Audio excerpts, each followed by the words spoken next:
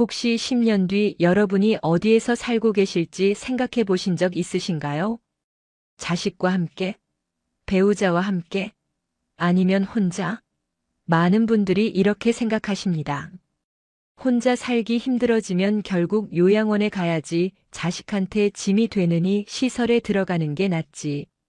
그런데 정말 요양원만이 유일한 선택일까요?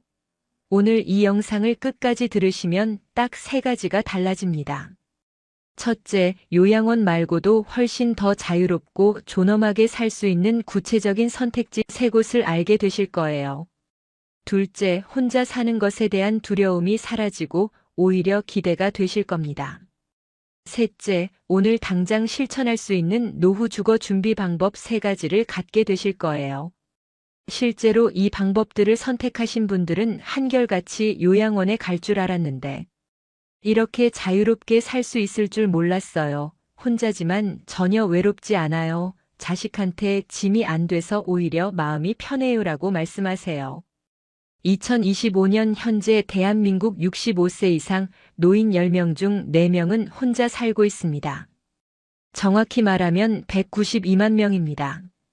2030년이 되면 독거노인은 300만 명을 넘어설 것으로 예상됩니다. 여러분도 이 숫자 안에 포함될 가능성이 높습니다. 그렇다면 질문을 바꿔야 합니다. 누구와 살 것인가가 아니라 어디에서 어떻게 살 것인가입니다. 30분 후엔 여러분도 노후를 두려움이 아니라 선택으로 맞이하는 방법을 갖게 되실 겁니다. 끝까지 함께 해주세요. 먼저 분명히 해두고 싶은 게 있습니다. 요양원이 나쁘다는 이야기가 아닙니다. 요양원은 의료적 돌봄이 반드시 필요한 분들에게는 최선의 선택일 수 있습니다. 치매가 심하거나 와상 상태이거나 24시간 간호가 필요한 경우에는 전문 시설의 도움이 꼭 필요합니다. 하지만 문제는 이겁니다. 우리 사회가 마치 모든 노년의 종착지는 요양원이라는 고정관념에 갇혀 있다는 겁니다. 아직 걷고 말하고 스스로 식사하고 화장실도 혼자 가고 이렇게 영상도 보면서 생각하고 선택할 수 있는 지금, 정말 요양원이 유일한 답일까요? 박영숙 씨, 73세 여성의 이야기를 들어보겠습니다. 남편을 먼저 보내고 혼자 사시던 박 씨는 2년 전 자식들에게 이런 말을 들었습니다. 엄마, 혼자 사시기 힘들죠? 요양원 알아볼까요? 자식들은 효심에서 나온 말이었겠죠. 엄마가 혼자 계시면 불안하고 걱정되니까 차라리 안전한 곳에 계시길 바랐던 거예요. 하지만 박 씨는 이렇게 말씀하셨습니다. 나는 아직 멀쩡한데 왜 요양원을 가야 하지? 맞습니다. 박 씨는 멀쩡했습니다. 산책도 하고 친구도 만나고 시장도 보고 책도 읽으셨습니다. 다만 혼자라는 게 가끔 불안했을 뿐입니다. 밤에 갑자기 어지러우면 어쩌나 넘어지면 누가 알아주나 그런 불안이었습니다. 그런데 우리는 이 불안과 무능력을 같은 것으로 착각해버립니다. 혼자 사는 게 불안하다고 해서 그 사람이 돌봄이 필요한 건 아닙니다. 요즘 시니어들이 찾는 건 시설이 아닙니다. 안전하게 혼자 살 수 있는 환경입니다. 2025년 현재 시니어 주거 트렌드는 완전히 바뀌었습니다. 예전처럼 집은 요양원의 단순한 구조가 아닙니다. 지금은 집은 시니어 맞춤 주거 필요시 요양시설의 다층적 구조로 변화했습니다. 그 중간 단계 바로 시니어 맞춤 주거라는 선택지가 생긴 겁니다. 여러분 질문 하나 드리겠습니다. 여러분은 지금 몇 살이십니까? 60대? 70대 초반? 그렇다면 앞으로 20년, 어쩌면 30년을 더 사셔야 합니다. 그 긴 시간을 아직 멀쩡한 몸으로 요양원에서 보내시겠습니까? 아니면 존엄하게 자유롭게 하지만 안전하게 사실 수 있는 다른 곳을 선택하시겠습니까? 그럼 요즘 시니어들은 대체 어디에서 살고 있을까요? 핵심을 먼저 말씀드리겠습니다. 요즘 시니어들은 혼자 살되 고립되지 않는 집에 삽니다. 이게 무슨 뜻인지 지금부터 구체적으로 보여드리겠습니다. 오늘 소개해드릴 곳은 3곳입니다. 첫째, 시니어 맞춤형 커뮤니티 주택. 둘째, 도심 소형 아파트와 생활 인프라 밀집 지역.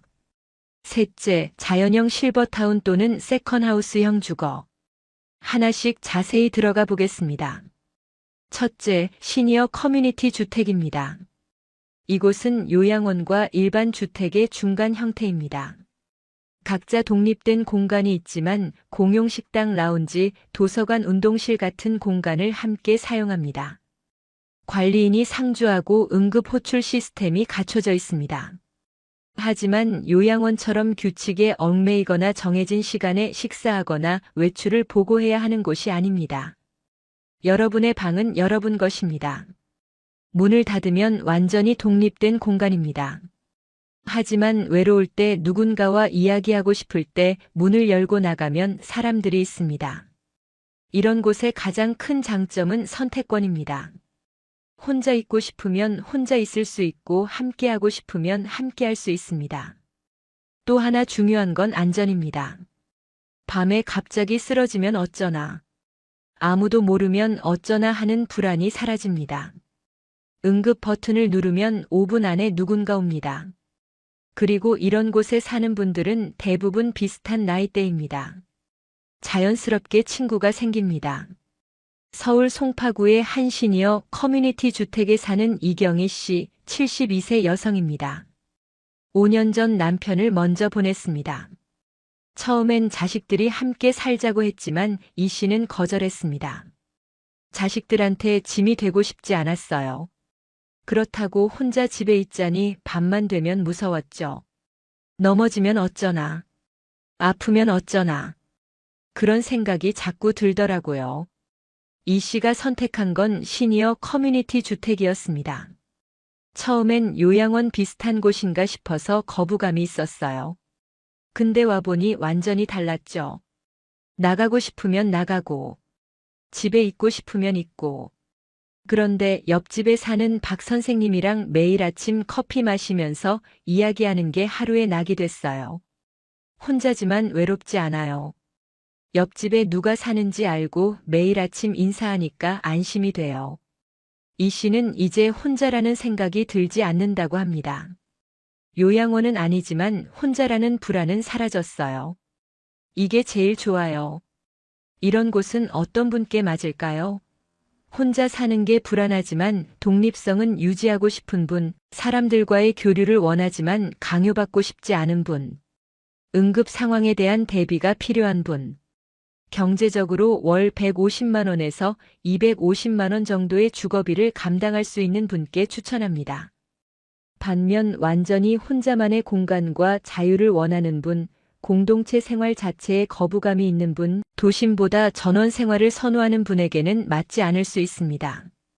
둘째, 도심 소형 아파트와 생활 인프라 밀집 지역입니다. 이건 특정 건물이나 시설을 말하는 게 아닙니다. 위치에 대한 이야기입니다. 병원, 약국, 시장, 도서관, 주민센터, 공원이 걸어서 10분 안에 있는 곳, 대중교통이 잘 되어 있어서 차 없이도 생활할 수 있는 곳, 그런 곳에 있는 작은 아파트, 오피스텔 또는 빌라가 바로 요즘 시니어들이 선택하는 현실적인 주거지입니다. 나이가 들수록 중요한 건 이동 거리입니다. 젊을 땐 차 타고 30분 가는 게 아무것도 아니었는데 70이 넘어가면 10분도 멀게 느껴집니다. 도심 소형 아파트의 장점은 모든 게 가깝다는 겁니다. 아침에 산책 나갔다가 시장에서 장도 보고, 병원에서 약도 타고, 우체국에서 일도 보고, 카페에서 친구도 만나고, 하루의 모든 일상이 반경 1km 안에서 해결됩니다. 그리고 이런 지역은 대부분 오래된 동네입니다. 오래된 동네엔 비슷한 나이대 사람들이 많습니다. 자연스럽게 익숙한 얼굴들이 생깁니다. 서울 동작구에 사는 김철수 씨, 68세 남성입니다. 3년 전 경기도 분당에 큰 아파트를 팔고 작은 오피스텔로 이사했습니다. 자식들은 반대했습니다. 아빠, 왜 좋은 집 놔두고 작은 데로 가세요? 거기 좁잖아요.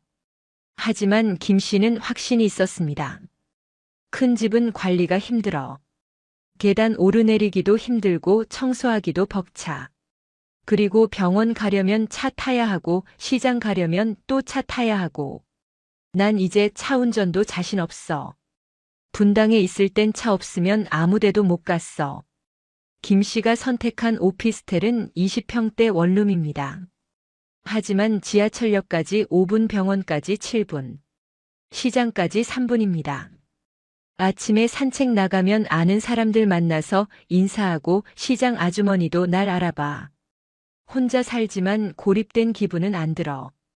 오히려 분당에 있을 때보다 사람들이랑 더 많이 이야기하게 됐어. 큰 집에 있을 땐 차고에서 차 타고 나가니까 이웃도 잘 몰랐거든. 김 씨는 자식의 도움 없이도 일상을 유지하고 있습니다. 자식한테 짐이 안 돼. 그게 제일 좋아. 아들이 일주일에 한 번 전화하는데 아빠 불편한 거 없어요? 그러면 없어, 다 가까워서 편해. 그러면 아들도 안심하더라고요. 이런 곳은 어떤 분께 맞을까요? 도심 생활에 익숙하고 번잡함을 오히려 좋아하는 분. 운전을 그만뒀거나 할 예정인 분. 병원 방문이 잦아서 의료 접근성이 중요한 분. 큰 집 관리가 부담스러운 분. 월세나 전세로 유연하게 이동하고 싶은 분께 추천합니다. 반면 조용한 전원 생활을 선호하는 분. 소음과 복잡함에 민감한 분. 넓은 공간이 꼭 필요한 분에게는 맞지 않을 수 있습니다. 셋째, 자연형 실버타운 또는 세컨하우스형 주거입니다. 이건 흔히 말하는 전원주택과는 조금 다릅니다. 자연형 실버타운은 도시에서 1시간에서 2시간 떨어진 곳에 위치하지만 의료시설과 생활 인프라가 갖춰진 곳입니다. 완전히 산속에 고립된 게 아니라 작은 도시나 읍내와 가까운 곳이죠. 각자 독립된 주택이나 아파트형 공간을 가지고 있지만 공용시설이 있어서 사람들과 교류할 수 있습니다. 정원을 가꾸거나 산책로를 걷거나 텃밭을 일구거나 그런 여유로운 생활이 가능한 곳입니다. 도시에서 평생 바쁘게 살아온 분들에게 은퇴 후의 전원 생활은 도피가 아니라 삶의 리듬, 회복이 될 수 있습니다. 아침에 일어나서 정원을 거닐고 텃밭에서 상추를 따고 오후에 책을 읽거나 그림을 그리고 그런 느린 리듬이 오히려 건강에 좋습니다. 그리고 이런 곳은 대부분 공기가 좋고 조용합니다. 잠도 잘 오고 마음도 편해집니다. 하지만 중요한 건 이런 곳도 의료 접근성을 갖추고 있다는 겁니다. 차로 20분에서 30분 거리에 종합병원이 있고 응급 시스템이 갖춰져 있습니다. 경기도 양평의 한 자연형 실버타운에 사는 윤동주 씨, 75세 남성입니다. 5년 전 부인과 함께 이곳으로 이사했습니다. 2년 전 부인이 세상을 떠난 뒤에도 윤 씨는 이곳에 남았습니다. 처음엔 아내 없이 여기서 혼자 어떻게 살까 싶었어요. 자식들도 서울로 오라고 했죠. 근데 여기를 떠날 수가 없더라고요. 아내랑 함께 가꾼 정원이 있고 매일 아침 산책하던 길이 있고 아는 사람들이 있으니까요. 윤 씨는 매일 아침 산책로를 걷습니다. 같은 시간에 걷는 사람들이 정해져 있어서 자연스럽게 인사를 나누게 됐습니다. 혼자지만 외롭지 않아요. 여기 사는 사람들이 다 나랑 비슷한 처지거든요. 다들 혼자거나 부부끼리 살거나 저녁에 공용 식당에서 밥 먹으면 옆 테이블 사람들이랑 이야기하게 돼요. 텃밭도 같이 가꾸고 가끔 같이 산책도 가고요. 윤 씨는 이렇게 말합니다. 외롭지 않게 혼자 사는 법을 배웠어요. 도시에 있었으면 정말 외로웠을 텐데 여기는 자연도 있고 사람도 있고 조용하지만 고립되진 않아요. 이런 곳은 어떤 분께 맞을까요? 자연과 조용한 환경을 선호하는 분. 정원 가꾸기 산책 같은 활동을 좋아하는 분. 도시의 소음과 복잡함에서 벗어나고 싶은 분. 경제적으로 여유가 있어 초기 입주금과 관리비를 감당할 수 있는 분. 차량 이동이 가능하거나 셔틀 서비스를 이용할 수 있는 분께 추천합니다. 반면 도심 생활에 익숙하고 문화 생활을 즐기는 분, 자주 병원을 가야 해서 의료 접근성이 최우선인 분, 자식이나 손주들과 자주 만나야 하는 분에게는 맞지 않을 수 있습니다. 자, 여기까지 세 가지 주거 형태를 살펴봤습니다. 그런데 이 모든 이야기의 핵심은 사실 장소가 아닙니다. 진짜 핵심은 혼자 산다는 것에 대한 생각입니다. 우리는 언제부턴가 이렇게 생각하게 됐습니다. 혼자 산다는 것은 불행하다. 외롭다. 위험하다. 자식 없이 버려졌다. 하지만 정말 그럴까요?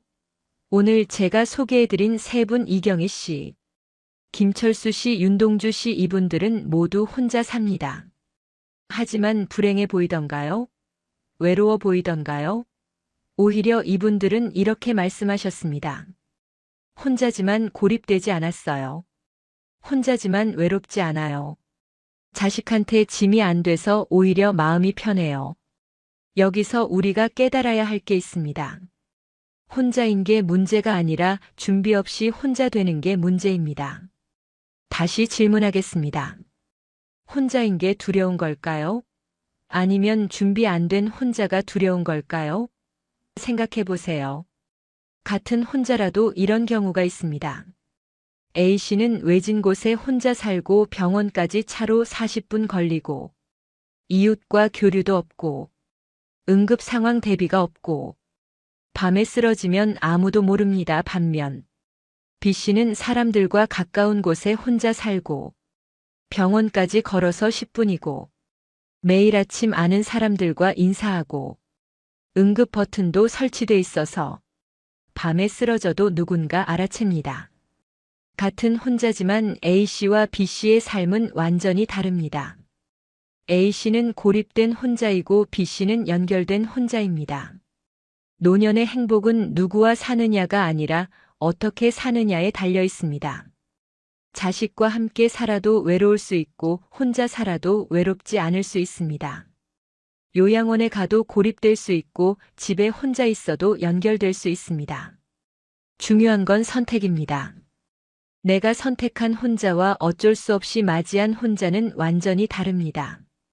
지금 이 순간 여러분은 아직 선택할 수 있습니다.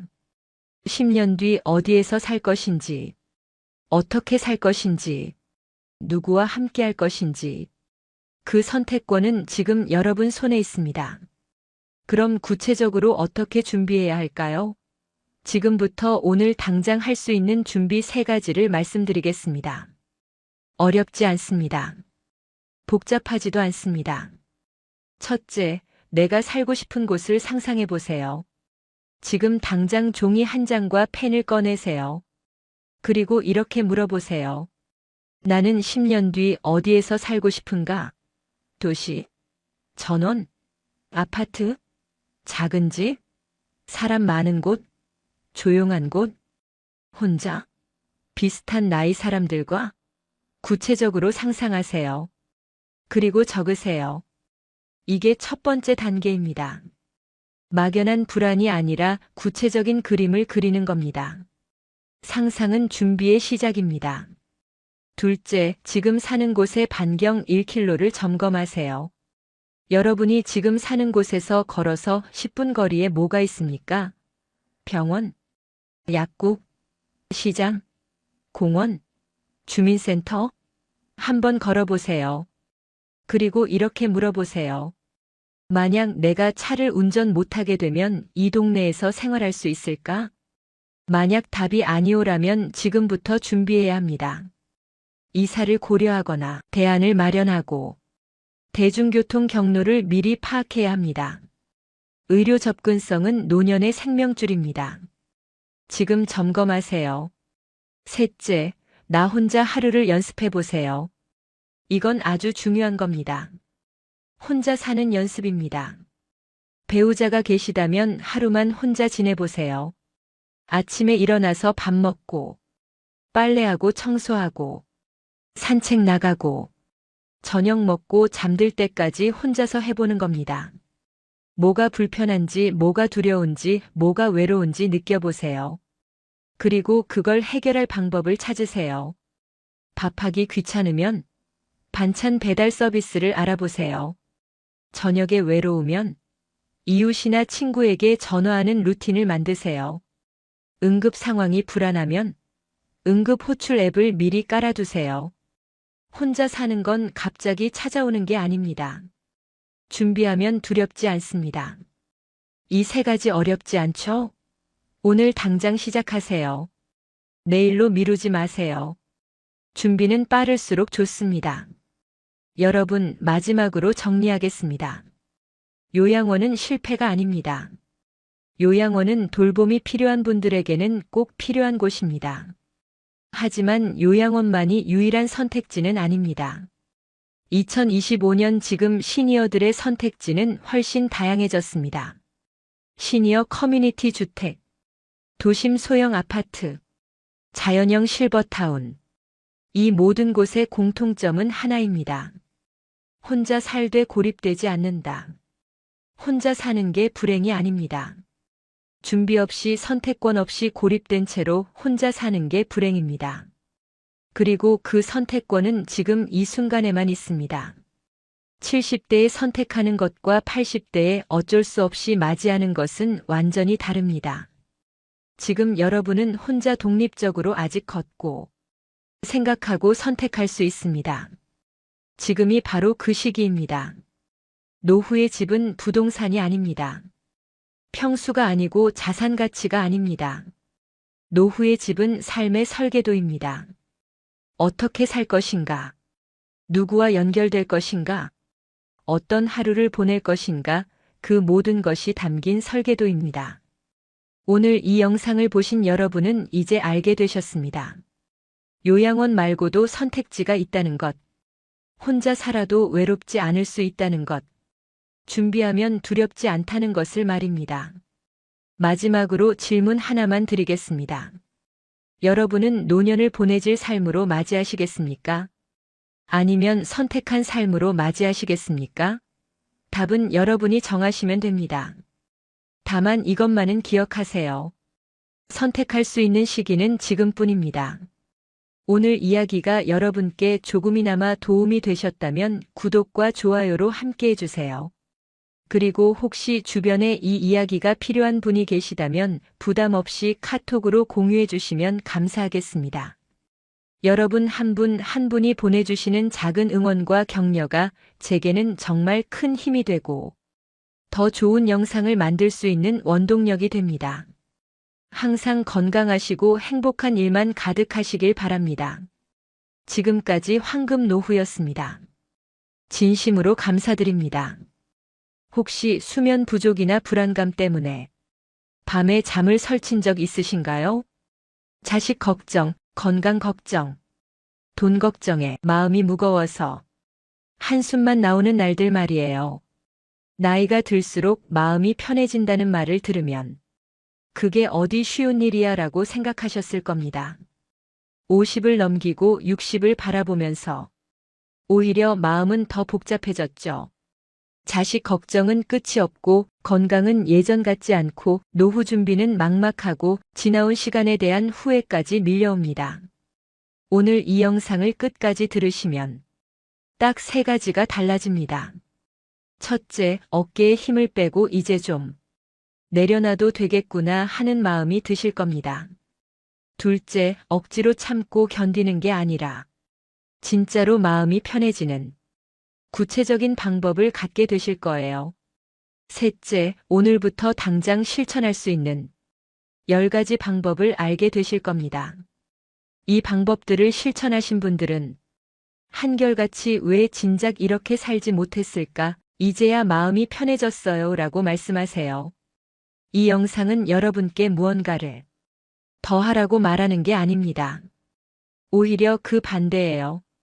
이제는 편해져도 괜찮다는 그런 허락을 드리고 싶습니다. 30분 후엔 여러분도 오늘 밤부터 조금 더 편안하게 잠들 수 있는 방법을 갖게 되실 겁니다. 끝까지 함께 해주세요.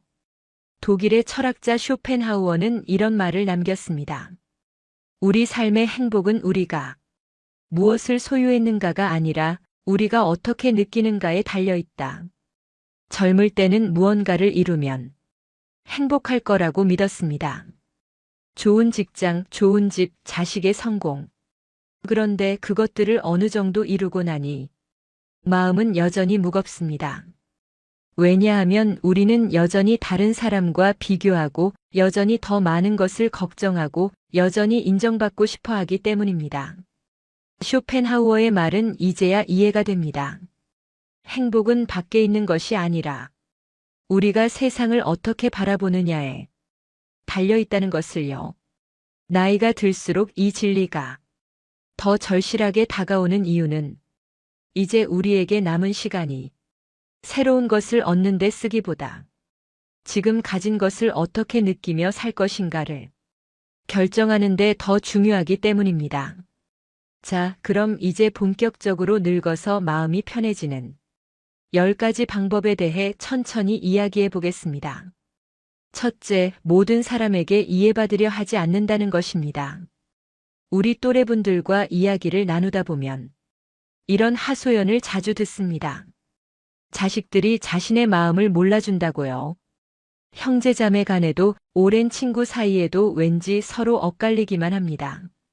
설명하면 할수록 오해가 깊어지는 것 같고 내 진심은 아무도 알아주지 않는 것 같습니다. 그래서 더 말을 하게 되고 더 설명하려 하고 결국 지쳐버립니다. 그런데 가만히 생각해 보면 우리도 젊었을 때 부모님 마음을 다 이해했던가요? 그때는 그저 답답하기만 했습니다. 왜 저렇게 구시대적인 생각을 하시는지, 왜 자꾸 간섭하시는지 이해가 안 됐습니다. 지금 우리 자식들도 마찬가지입니다. 그들은 그들의 시간 속에 살고 있고 우리는 우리의 시간 속에 살고 있습니다. 서로 다른 세대, 다른 경험, 다른 가치관을 가진 사람들이 완전히 이해한다는 것 자체가 애초에 불가능한 일일지도 모릅니다. 그걸 인정하는 순간 조금 마음이 편해집니다. 모든 사람에게 이해받을 필요는 없습니다. 단 한두 사람이라도 내 마음을 알아주는 사람이 있다면 그것으로 충분합니다. 아니, 어쩌면 나 자신이 나를 이해하는 것만으로도 충분할지 모릅니다. 오늘부터 이렇게 생각해 보면 어떨까요? 모두가 날 이해할 필요는 없다. 나는 나를 안다. 그것으로 족하다. 둘째, 관계를 줄이는 용기를 갖는다는 것입니다. 나이가 들면 자연스럽게 만나는 사람이 줄어듭니다. 직장을 떠나고 모임에 나가는 것도 귀찮아지고 건강도 예전 같지 않으니 사람 만나는 것 자체가 부담스러워집니다. 그런데 이상하게도 마음 한편에서는 불안합니다. 이러다 정말 혼자가 되는 건 아닐까? 사람들이 나를 잊는 건 아닐까? 그래서 억지로라도 약속을 잡고 가기 싫은 자리에도 나가고 별로 만나고 싶지 않은 사람들과도 시간을 보냅니다. 그러고 나면 더 피곤합니다. 박순자 씨, 64세 여성의 이야기입니다. 박 씨는 평생 친구라고 생각했던 사람들과의 모임에 나갔는데 그날따라 유독 힘들었답니다. 모두들 자기 자랑, 자식 자랑, 손주 자랑만 늘어놓고 누가 더 잘 사는지 은근히 비교하는 분위기였대요. 집에 돌아오는 길에 이런 생각이 들었답니다. 나는 왜 여기 있었을까? 그 뒤로 박 씨는 모임을 정리했습니다. 처음엔 미안하고 불안했지만 시간이 지나니 오히려 마음이 가벼워졌다고 합니다. 이제야 내 시간을 갖게 됐어요. 억지로 웃지 않아도 되고 비교당하지 않아도 되니까 편해요. 관계는 많다고 좋은 게 아닙니다. 나이가 들수록 중요한 건 관계의 수가 아니라 질입니다. 나를 소진시키는 관계는 과감히 정리해도 괜찮습니다. 그것은 이기적인 게 아니라 나를 지키는 일입니다. 진짜 관계는 억지로 유지하지 않아도 자연스럽게 남습니다. 오늘부터 이렇게 말해봅시다. 이제는 내가 편한 사람들하고만 시간을 보내도 된다.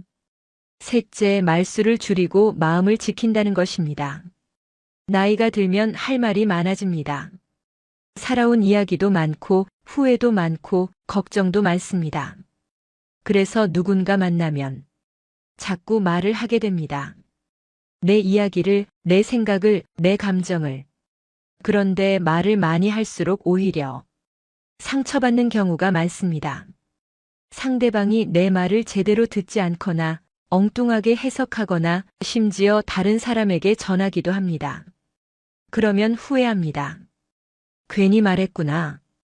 그냥 조용히 있을 걸. 말은 많이 한다고 마음이 시원해지지 않습니다. 오히려 더 복잡해질 때가 많습니다.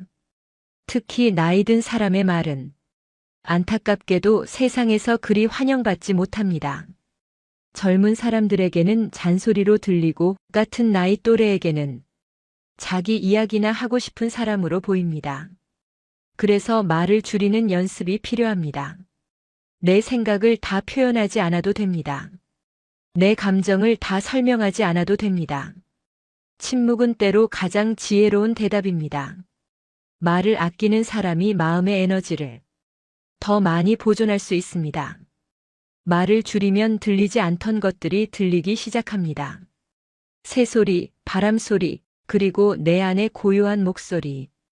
오늘부터 이렇게 연습해 봅시다. 말하고 싶을 때 한 번 더 생각한다.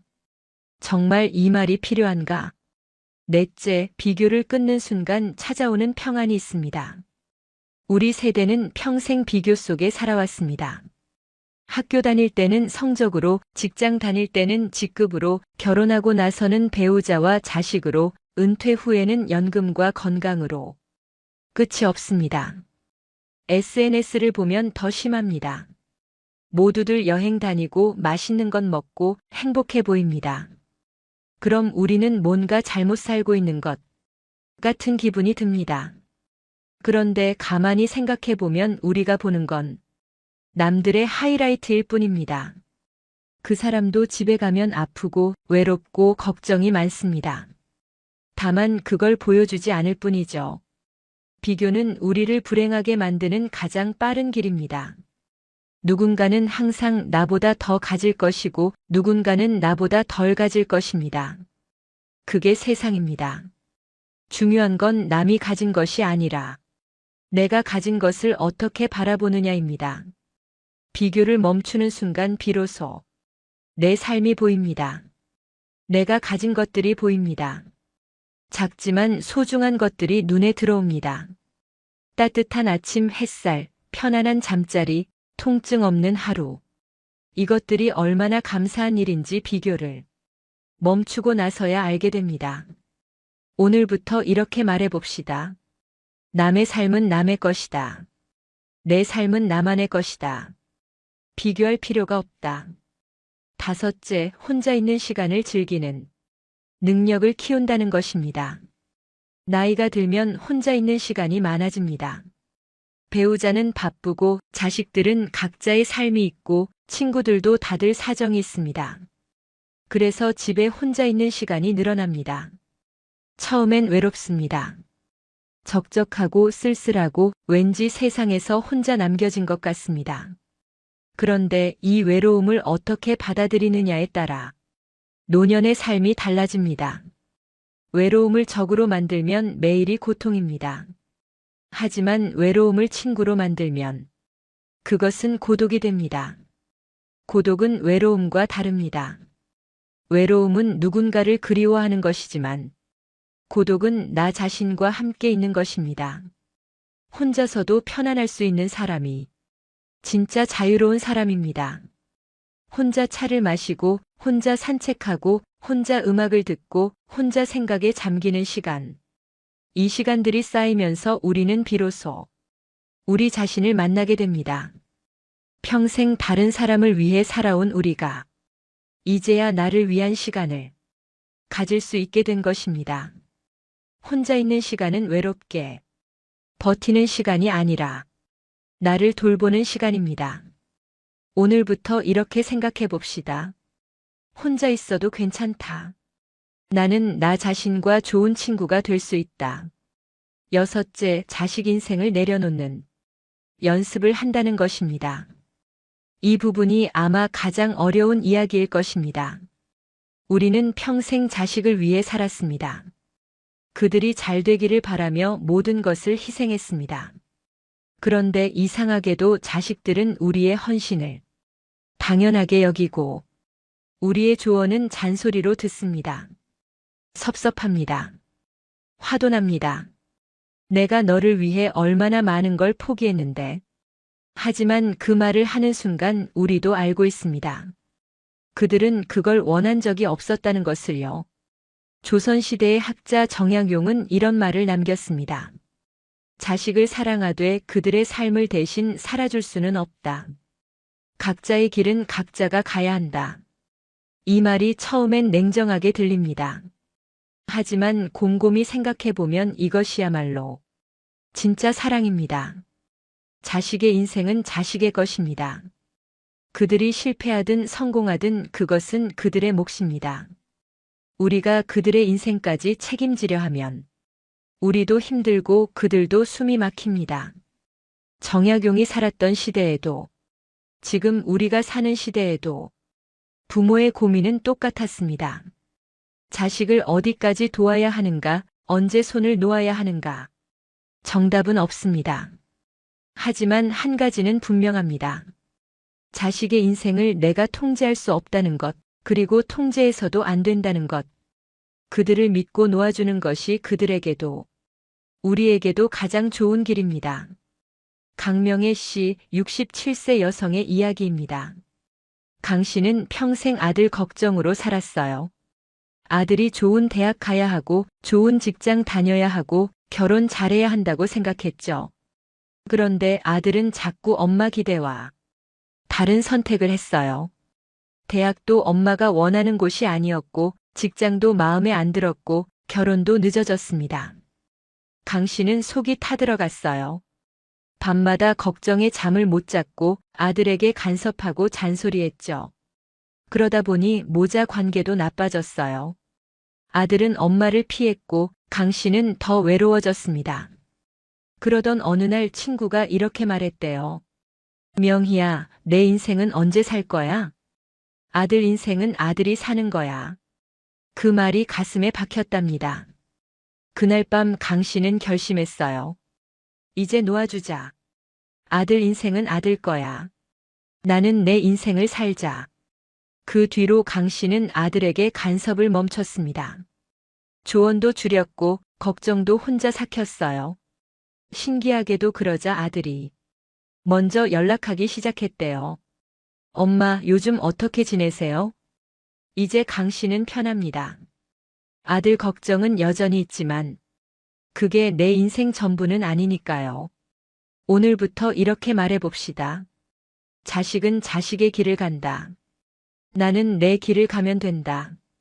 7째, 몸의 불편함을 적으로 만들지 않는 시선을 가진다는 것입니다. 50을 넘기면서 몸이 예전 같지 않습니다. 여기저기 아프고 피곤하고 잠도 잘 안 옵니다. 아침에 일어나면 몸이 뻐근하고 계단 오르기도 힘들고 눈도 침침합니다. 병원에 가면 이것저것 검사를 권하고 약도 늘어납니다. 그럴 때마다 우울해집니다. 나는 이제 늙었구나. 쓸모 없어졌구나. 하지만 몸의 변화는 자연스러운 것입니다. 봄이 지나면 여름이 오고 여름이 지나면 가을이 오듯 우리 몸도 계절을 지나고 있습니다. 이제 가을입니다. 혹은 초겨울쯤 되었을지도 모릅니다. 가을 나무가 여름 나무보다 못한 것이 아니듯 나이 든 몸이 젊은 몸보다 못한 것이 아닙니다. 다만 다를 뿐입니다. 중요한 건 몸의 변화를 적으로 받아들이지 않는 것입니다. 아픈 곳이 있으면 치료하면 되고 불편하면 속도를 늦추면 됩니다. 더 이상 젊은 시절처럼 뛰어다닐 필요가 없습니다. 천천히 걸어도 됩니다. 쉬어가도 됩니다. 몸이 우리에게 보내는 신호를 잘 듣고 그에 맞춰 살아가는 것. 그것이 노년을 건강하게 사는 지혜입니다. 오늘부터 이렇게 말해봅시다. 내 몸은 나를 평생 지켜준 친구다. 이제는 내가 몸을 배려할 차례다. 8째, 돈보다 중요한 생활이 리듬을 찾는다는 것입니다. 은퇴를 하고 나면 소득이 줄어듭니다. 그러면 불안합니다. 노후 자금이 충분한지, 자식들에게 짐이 되는 건 아닌지, 이 돈으로 얼마나 버틸 수 있는지. 돈 걱정은 끝이 없습니다. 물론 돈은 중요합니다. 돈이 없으면 생활이 어렵고 병원에도 가기 힘듭니다. 하지만 돈만 생각하며 사는 것도 불행입니다. 실제로 한 72세 남성분이 이런 이야기를 해주셨습니다. 은퇴 후 연금과 저축으로 살아가는데 처음 몇 년은 돈 걱정에 잠을 못 잤답니다. 통장 잔고를 매일 확인하고 조금만 써도 불안해하고 외식 한 번 하는 것도 죄책감이 들었대요. 그러던 어느 날 문득 이런 생각이 들었답니다. 이렇게 살다가 죽으면 내가 뭘 누리고 죽는 거지. 그 뒤로 생각을 바꿨습니다. 돈을 아끼는 것도 중요하지만 그보다 더 중요한 건 하루하루를 의미 있게 사는 것이라고요. 그래서 작은 사치를 허락했답니다. 좋아하는 빵집에서 빵 한 개 사 먹기, 한 달에 한 번 영화 보기, 가끔 꽃 한 송이 사서 집에 두기. 돈은 줄었지만 삶은 풍요로워졌다고 합니다. 돈은 살기 위한 수단이지 목적이 아닙니다. 얼마나 많이 가지고 있느냐보다 지금 가진 것으로 어떻게 살아가느냐가 더 중요합니다. 규칙적으로 산책하고 좋아하는 음악 듣고 편안하게 잠드는 것. 이런 소소한 리듬이 돈으로 살 수 없는 행복을 만듭니다. 오늘부터 이렇게 생각해 봅시다. 돈은 적당히 있으면 된다. 그보다 중요한 건 내가 좋아하는 하루를 사는 것이다. 아홉째, 감정을 설명하려 들지 않는 태도를 갖는다는 것입니다. 나이가 들면 감정이 복잡해집니다. 기쁨과 슬픔이 동시에 오고 감사함과 서운함이 뒤섞이고 후회와 그리움이 교차합니다. 이런 감정을 누군가에게 설명하려 하면 더욱 힘듭니다. 말로 표현하기도 어렵고 설명해봤자 상대방이 이해하기도 어렵습니다. 그래서 답답합니다. 왜 내 마음을 아무도 몰라줄까? 하지만 모든 감정을 설명할 필요는 없습니다. 슬플 때는 그냥 슬퍼해도 됩니다. 이유를 찾지 않아도 됩니다. 화가 날 때도 그냥 화가 나는 것입니다. 누군가에게 이해받으려 애쓰지 않아도 됩니다. 감정은 설명하는 순간 왜곡됩니다. 말로 표현되지 않는 미묘한 부분들이 사라지고 단순한 언어로 축소됩니다. 그냥 느끼면 됩니다. 그 감정이 지나가도록 내버려 두면 됩니다. 아침에 안개가 끼었다가 해가 뜨면 사라지듯 감정도 그렇게 지나갑니다. 설명하려 들지 말고 그저 지켜보십시오. 그것만으로도 충분합니다. 오늘부터 이렇게 말해봅시다. 내 감정은 내가 안다. 설명하지 않아도 된다. 열째, 오늘 하루만 잘 사는 법을 배운다는 것입니다. 나이가 들면 시간이 빠르게 지나갑니다. 어제가 엊그제 같고 한 달이 일주일처럼 느껴집니다. 그래서 자꾸 과거를 돌아보게 됩니다. 그때 그렇게 하지 말걸. 그때 다른 선택을 했더라면. 후회가 많습니다. 동시에 미래도 걱정됩니다. 앞으로 얼마나 살 수 있을까? 건강은 괜찮을까? 자식들은 잘 살까? 과거와 미래 사이에서 우리는 정작 오늘을 놓치고 있습니다. 지금 이 순간을 살지 못하고 있습니다. 하지만 우리에게 주어진 것은 오직 오늘뿐입니다. 어제는 이미 지나갔고 내일은 아직 오지 않았습니다. 오늘, 지금 이 순간만이 우리가 실제로 살 수 있는 시간입니다. 그러니 오늘 하루만 잘 살면 됩니다. 오늘 한 끼 맛있게 먹고, 오늘 한번 웃고, 오늘 밤 편히 자면 됩니다. 오늘 하루를 무사히 보냈다면 그것으로 충분합니다. 내일은 내일 걱정하면 됩니다. 어차피 내일이 되면 그날도 오늘이 될 테니까요. 하루하루를 작은 인생이라고 생각하면 어떨까요? 매일 아침 새로 태어나서 오늘 하루를 살고 저녁에 잠들면서 작은 죽음을 맞이하는 것. 그렇게 하루하루를 살다 보면 어느새 의미 있는 시간들이 쌓입니다. 오늘부터 이렇게 말해봅시다. 오늘 하루만 잘 살면 된다. 내일은 내일의 일이다. 자, 이렇게 10가지 이야기를 나눠봤습니다. 어쩌면 당연한 이야기였을지도 모릅니다. 새로운 것도 아니고 특별한 비법도 아닙니다. 하지만 때로는 당연한 것을 다시 확인하는 것만으로도 마음이 편해집니다. 우리는 이미 충분히 잘 살아왔습니다. 열심히 일했고 가족을 돌봤고 책임을 다했습니다. 이제는 조금 어깨에 힘을 빼도 괜찮습니다. 모든 사람에게 이해받지 않아도 되고 부담스러운 관계는 정리해도 되고 말을 줄여도 되고 비교하지 않아도 되고 혼자 있어도 괜찮습니다. 자식 인생은 자식이 살게 하고 몸이 불편하면 쉬어가고 돈보다 리듬을 중요하게 여기고 감정을 설명하지 않고 오늘 하루만 잘 살면 됩니다. 이 10가지가 여러분 마음을 조금이라도 편하게 만들어주길 바랍니다. 오늘 밤 잠자리에 들 때 혹시 이렇게 생각해 보시면 어떨까요? 나는 오늘 하루를 잘 살았다. 그것으로 충분하다. 나이가 든다는 것은 약해지는 게 아닙니다. 불필요한 것들을 내려놓고 진짜 중요한 것만 남기는 과정입니다. 우리는 지금 그 과정 중에 있습니다. 천천히 가도 괜찮습니다. 쉬어가도 괜찮습니다. 여러분은 충분히 잘하고 계십니다. 오늘 이야기가 여러분께 조금이나마 도움이 되셨다면 구독과 좋아요로 함께 해주세요. 그리고 혹시 주변에 이 이야기가 필요한 분이 계시다면 부담 없이 카톡으로 공유해 주시면 감사하겠습니다.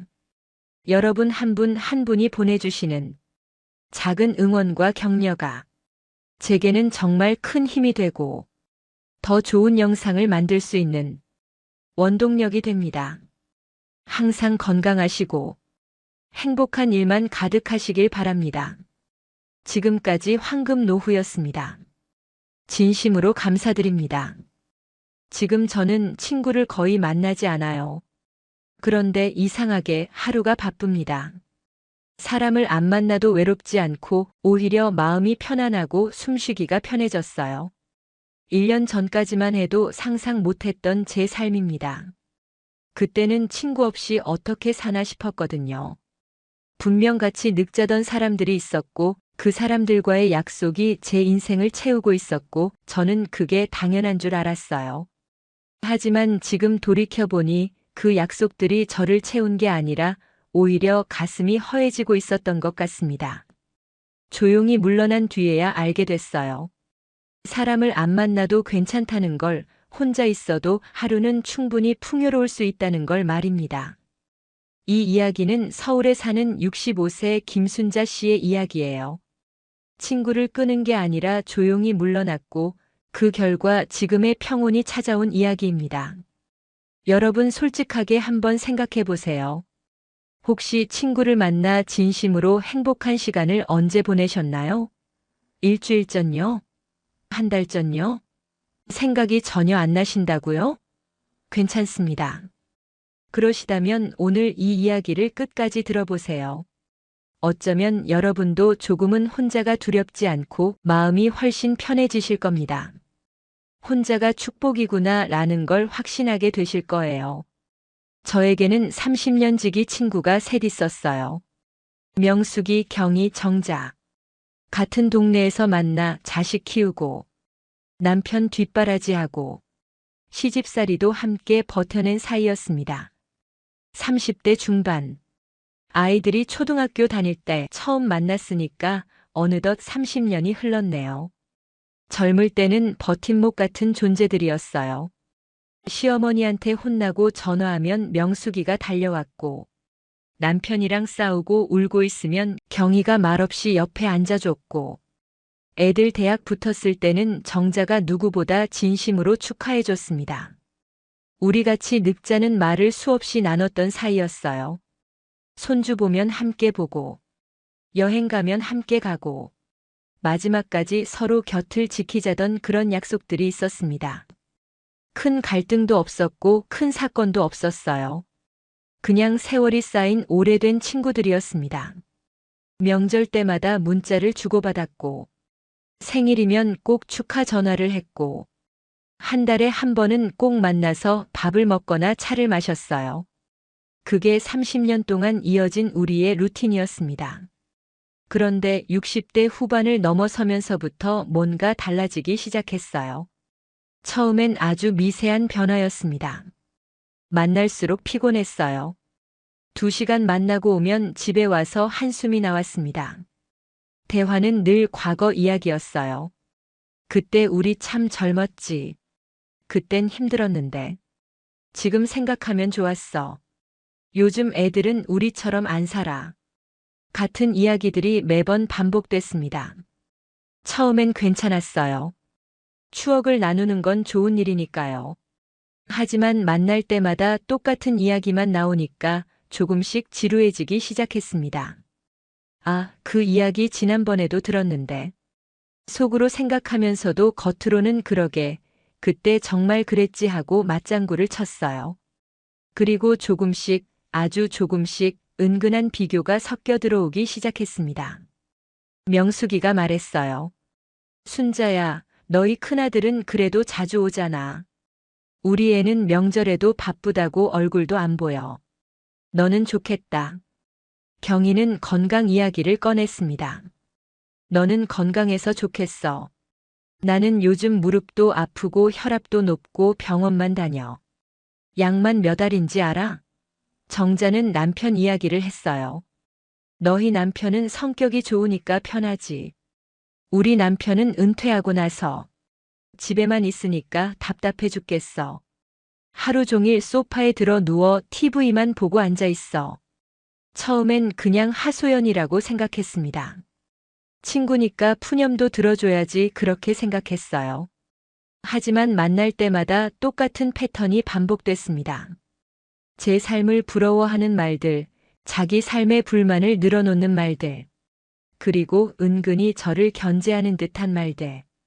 너는 그래도 낫지, 나는 말이야. 이 말이 계속 나왔어요. 시간이 지나면서 느꼈습니다. 이건 푸념이 아니라 비교였어요. 내 삶을 진심으로 축하해주는 게 아니라 자기 삶과 비교하면서 상대적 박탈감을 표현하는 거였습니다. 여러분은 어떠세요? 친구를 만났을 때 내 이야기를 편하게 꺼낼 수 있으십니까? 아니면 말하기 전에 한 번 더 생각하게 되시나요? 이 말하면 저 친구가 기분 나빠하지 않을까? 하고 말이에요. 저는 점점 그렇게 됐습니다. 손주가 예뻐서 자랑하고 싶어도 참았어요. 명숙이 손주 이야기만 나오면 표정이 굳었거든요. 명숙이 둘째 아들이 아직 결혼을 안 했으니까요. 건강하다는 말도 조심스러웠습니다. 경희가 요즘 몸이 안 좋다고 했으니까요. 남편이랑 여행 다녀온 이야기도 꺼내지 못했어요. 정자가 남편이랑 사이가 안 좋다고 했으니까요. 그러다 보니 제 이야기는 점점 줄어들었습니다. 그냥 듣기만 했어요. 명숙이가 자식 이야기를 하면 경희가 그래도 너는 낫지, 우리 애는 하고 끼어들었습니다. 경희가 건강 이야기를 하면 정자가 나도 요즘 여기가 아파서 하며 자기 이야기로 넘어갔어요. 대화가 이어지는 게 아니라 각자 자기 이야기만 쏟아내는 자리였습니다. 누구도 상대방 이야기를 끝까지 듣지 않았어요. 그냥 자기 차례가 오기를 기다리고 있을 뿐이었습니다. 저는 점점 말수가 줄어들었어요. 제 이야기를 꺼내면 누군가는 부러워할 것 같았고 누군가는 상처받을 것 같았습니다. 너는 좋겠다는 말을 또 들을 것 같았어요. 그래서 그냥 듣기만 했습니다.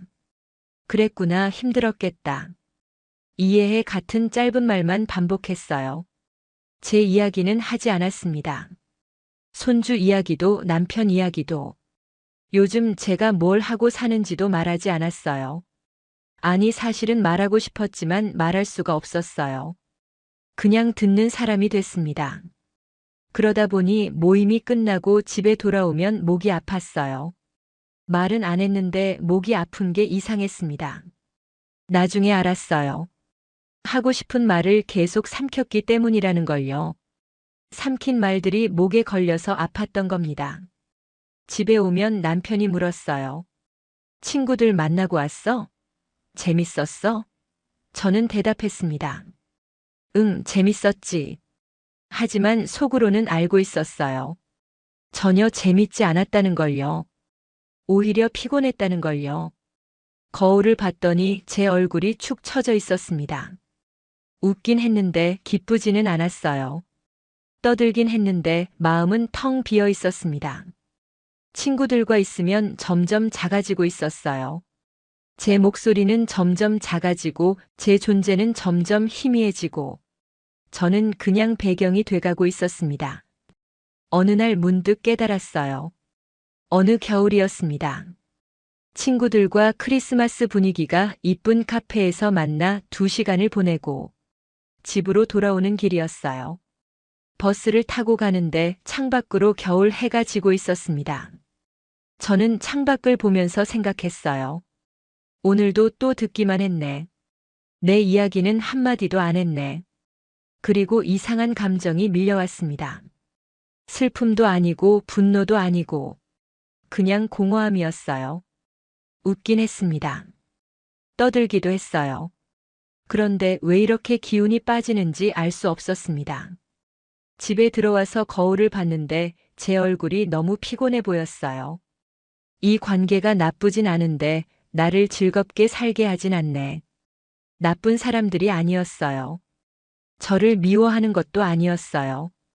그냥 서로 다른 방향으로 가고 있었을 뿐이에요. 그 친구들은 과거에 머물러 있었고 저는 지금을 살고 싶었습니다. 그 친구들은 서로 비교하고 불평하며 시간을 보냈고 저는 그냥 편안하게 있고 싶었어요. 다만 함께 있을 때 제가 편하지 않았을 뿐입니다. 저는 그날 밤 결심했어요. 절교하지는 않겠다고 설명하지도 않겠다고. 다만 조금씩 물러나겠다고 말입니다. 싸우고 싶지 않았어요. 상처 주고 싶지도 않았습니다. 30년을 함께 한 사람들인데 마지막을 나쁘게 끝내고 싶지 않았어요. 그냥 조용히, 천천히 제 삶의 중심에서 조금씩 비켜나면 되겠다고 생각했습니다. 먼저 연락하지 않았습니다. 예전엔 제가 먼저 언제 만날까? 하고 연락했는데 이제는 안 했어요. 약속을 줄였습니다. 한 달에 한 번 만나던 걸 2달에 한 번으로 늘렸어요. 전화가 오면 받았지만 길게 통화하지 않았습니다. 요즘 어때? 응, 괜찮아. 너는? 나도 그냥 그래. 그래, 다음에 보자. 이렇게 짧게 끝냈어요. 만나자는 제안이 오면 요즘 몸이 좀 안 좋아서 다음 달에 보자 같은 말로 자연스럽게 미뤘습니다. 핑계를 만들지도 않았어요. 그냥 시간이 안 맞는다고 조금 쉬고 싶다고 솔직하게 말했습니다. 여러분도 사실은 떠나고 싶은데 오래됐다는 이유 하나로 붙들고 있는 관계는 없으세요? 30년, 40년 알고 지냈으니까 끝까지 가야 한다고 생각하십니까? 저도 그렇게 생각했어요. 오래된 관계는 소중하니까 정이 쌓인 사람은 지켜야 하니까 그렇게 믿으며 살아왔습니다. 하지만 이제는 알아요.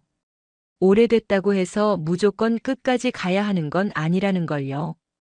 관계도 유통기한이 있습니다. 어떤 관계는 젊을 때 필요했지만 나이 들어서는 맞지 않을 수 있어요. 그리고 그건 누구의 잘못도 아닙니다. 처음 6개월은 솔직히 힘들었어요. 명절이 다가오니까 친구들 생각이 났습니다. 핸드폰을 들었다가 놓았다가 몇 번을 반복했습니다. 그런데 친구들한테서도 연락이 안 왔어요. 처음엔 섭섭했습니다. 나만 먼저 연락 안 했나? 했는데 알고 보니 그쪽도 연락 안 한 거예요. 어쩌면 서로 비슷하게 느끼고 있었는지도 모르겠습니다. 주말이 되면 특히 허전했어요. 토요일 오후 2시쯤 예전 같았으면 친구들과 카페에서 수다 떨 시간이었습니다. 하지만 이제는 혼자 집에 앉아 있었어요. 창밖을 보면서 생각했습니다. 저 사람들 지금 만나고 있으려나? 조금 외로웠어요. 이 나이에 내가 너무 극단적인 선택을 한 건 아닐까? 스스로를 여러 번 의심했습니다. 혼자가 되는 것에 대한 두려움도 컸어요. 친구 없이 늙으면 외롭지 않을까? 아프면 누가 돌봐줄까? 장례식 때 올 사람이 있기나 할까? 그런 생각들이 밤에 자꾸 떠올랐습니다. 어떤 날은 침대에 누워서 천장만 바라봤어요. 내가 지금 뭐 하는 거지? 70살의 친구도 없이 혼자 늙어가는 거야? 눈물이 날 것 같았습니다. 가끔은 친구들에게 다시 연락하고 싶었어요. 미안해, 요즘 몸이 안 좋아서 연락 못했어. 우리 다시 만나자 하고 다시 돌아가고 싶었습니다. 핸드폰을 들고 명수기 번호를 눌렀다가 지우기를 몇 번이나 반복했어요. 하지만 그럴 때마다 떠올렸습니다. 그 사람들과 있을 때 내가 얼마나 작아졌는지를요. 돌아오는 길이 얼마나 무거웠는지를요. 목이 얼마나 아팠는지를요. 그러면 다시 마음을 잡았어요. 조금 외로워도 괜찮다고, 혼자여도 괜찮다고 스스로를 다독였습니다. 이건 여러분 잘못이 아니에요.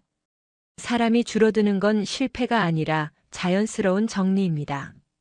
나이가 들수록 우리는 점점 더 분명해져요. 어떤 관계가 나에게 맞고 어떤 관계가 맞지 않는지 알게 됩니다. 그래서 관계가 줄어드는 게 아니라 정리되는 거예요. 필요 없는 관계는 자연스럽게 멀어지고 소중한 관계는 더 단단해집니다. 그게 나이 드는 과정이에요. 외로움이 두렵다고 해서 불편한 관계를 붙잡고 있는 건 나를 지키는 게 아니라 소진시키는 겁니다. 진짜 나를 지키는 방법은 편안한 관계를 소중히 여기고 불편한 관계는 조용히 거리를 두는 거예요. 그렇게 6개월이 지나고 조금씩 변화가 찾아왔어요. 1년이 지난 지금 저는 혼자 있는 시간이 익숙해졌습니다. 아니, 익숙해진 정도가 아니라 오히려 좋아졌어요. 하루 루틴이 생겼습니다. 아침 7시에 일어나요. 창문을 열고 바람을 쐐니다. 겨울이면 찬 공기가 들어오고 봄이면 따뜻한 바람이 불어와요. 그 바람을 맞으며 하루를 시작합니다. 커피를 내려 마셔요. 예전엔 인스턴트 커피를 마셨는데 요즘은 직접 원두를 갈아서 내려 마십니다. 핸드드립을 배웠어요. 유튜브 보면서 혼자 따라했습니다. 처음엔 서툴렀는데 이제는 제법 맛있게 내려요. 그 커피를 들고 거실에 앉아 책을 조금 읽습니다. 요즘은 수필을 읽어요. 법정 스님, 이양하 같은 분들의 글을 읽습니다. 짧은 글인데 마음에 와닿아요. 9시쯤 되면 산책을 나가요. 집 근처 공원이 있습니다. 한 바퀴 도는데 40분 정도 걸려요. 천천히 걷습니다. 예전엔 친구들이랑 걸으면서 떠들었는데 이제는 혼자 조용히 걸어요. 새소리가 들립니다. 바람 소리가 들려요. 나뭇잎 스치는 소리가 들립니다. 예전엔 못 들었던 소리들이에요. 사람들 구경도 합니다. 강아지 산책시키는 사람, 조깅하는 사람, 벤치에 앉아 책 읽는 사람, 그런 사람들을 보는 게 재밌어요. 아무 말 안 해도 괜찮습니다. 그냥 걷는 것만으로도 좋아요. 점심은 혼자 먹습니다. 간단하게 국수 한 그릇 끓여 먹거나 가끔은 식당에 가서 혼밥을 해요. 처음엔 혼자 식당 가는 게 어색했습니다. 혼자 왔어요? 하는 말이 부끄러웠어요. 하지만 이제는 괜찮습니다. 오히려 편해요. 누구 눈치 안 보고 내가 먹고 싶은 걸 먹고 내가 앉고 싶은 자리에 앉습니다. 천천히 먹을 수도 있고 빨리 먹을 수도 있어요. 누가 재촉하지 않습니다. 오후에는 혼자 카페에 가요. 동네에 작은 카페가 있습니다. 사장님이 친절해서 단골이 됐어요. 창가 자리에 앉습니다. 그 자리가 제 자리가 됐어요. 거기 앉아서 사람 구경을 하거나 책을 읽거나 그냥 멍하니 앉아 있습니다. 아무것도 안 해도 괜찮아요. 그냥 커피 한 잔 마시면서 창밖을 보는 것만으로도 시간이 갑니다. 1시간, 2시간이 훌쩍 지나가요. 사람을 안 만나도 하루가 꽉 찬 느낌이에요. 예전엔 사람을 안 만나면 하루가 텅 빈 것 같았는데 이제는 아닙니다. 혼자 있어도 하루는 충분히 풍요로워요. 감정 소모가 줄어들었습니다. 예전엔 친구를 만나고 오면 머릿속이 복잡했어요. 누가 무슨 말을 했고 내가 뭐라고 대답했고 그게 적절했는지 아닌지 계속 생각했습니다. 내가 그 말 했을 때 명숙이 표정이 굳던데 기분 나빴나? 경희한테 손주 이야기 안 한 게 잘한 거겠지? 이런 생각들이 머릿속을 맴돌았어요. 하지만 이제는 그런 게 없습니다. 혼자 있으니까 생각이 단순해졌어요. 복잡한 감정이 없습니다. 누군가 기분 나빠할까 걱정할 필요도 없고, 내 말이 적절했나 고민할 필요도 없어요. 그냥 편합니다. 밤에 잠이 편해졌어요. 이게 가장 큰 변화입니다. 예전엔 잠자리에 누우면 오늘 있었던 일들이 자꾸 떠올랐어요. 친구가 한 말, 내가 한 대답. 그 순간의 표정들이 머릿속을 맴돌았습니다. 내가 그때 왜 그렇게 말했을까? 후회도 됐고, 저 친구는 왜 저런 말을 했을까 섭섭하기도 했어요. 그러다 보면 잠이 안 왔습니다. 한두 시간 뒤척이다가 겨우 잠들곤 했어요. 하지만 이제는 누우면 바로 잠이 듭니다. 머릿속이 복잡하지 않아요. 오늘 뭘 했는지 천천히 떠올립니다. 아침에 커피 마신 것, 공원 산책한 것, 카페에서 본 풍경, 저녁에 본 TV 프로그램. 그런 것들을 떠올리다 보면 스르륵 잠이 들어요. 마음이 편하니까 잠도 편합니다. 아침에 일어나면 개운해요. 예전엔 아침에 일어나도 피곤했는데 이제는 상쾌합니다. 그때 알았어요. 같이 늙는다는 건 끝까지 붙어 있는 게 아니라 각자 편안한 방향으로 가는 거라는 걸요. 여러분은 친구와 만나고 난 다음 날 개운하게 일어나세요? 아니면 오히려 더 피곤하십니까? 젊을 때는 함께 있어야 했어요. 서로 의지해야 했고 버팀목이 필요했고 힘든 시간을 나눌 사람이 있어야 했습니다. 시집살이 할 때, 애 키울 때, 남편이랑 싸울 때. 그때는 친구가 절실했어요. 친구 없이는 못 버텼을 겁니다. 하지만 나이가 들면 달라져요. 이제는 서로 의지하는 게 아니라 각자 자기 삶을 사는 시기입니다. 누군가와 계속 함께 있어야 한다는 강박에서 벗어나도 괜찮아요. 혼자 있어도 괜찮고, 가끔 만나도 괜찮고, 아예 안 만나도 괜찮습니다. 같이 늙자던 약속은 끝까지 함께 있자는 뜻이 아니라 서로의 길을 응원하자는 뜻이었을 거예요. 그리고 어쩌면 각자의 길이 다른 방향일 수도 있는 겁니다. 저와 제 친구들은 다른 방향으로 가고 있었어요. 그 친구들은 여전히 과거에 살고 있었고, 비교하고 불평하며 시간을 보냈습니다. 저는 지금을 살고 싶었고 편안하게 있고 싶었어요. 그게 잘못된 건 아닙니다. 그냥 달랐을 뿐이에요. 나이가 들수록 중요한 건 말이 아니라 에너지예요.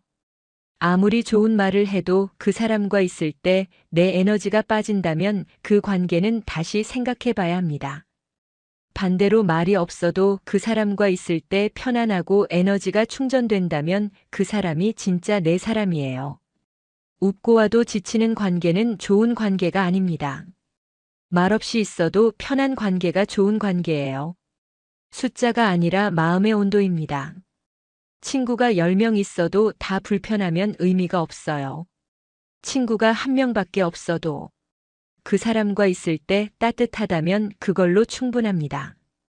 혼자 있어도 편안하면 그건 외로움이 아니에요. 오히려 불편한 사람과 억지로 함께 있는 게 더 외로운 겁니다.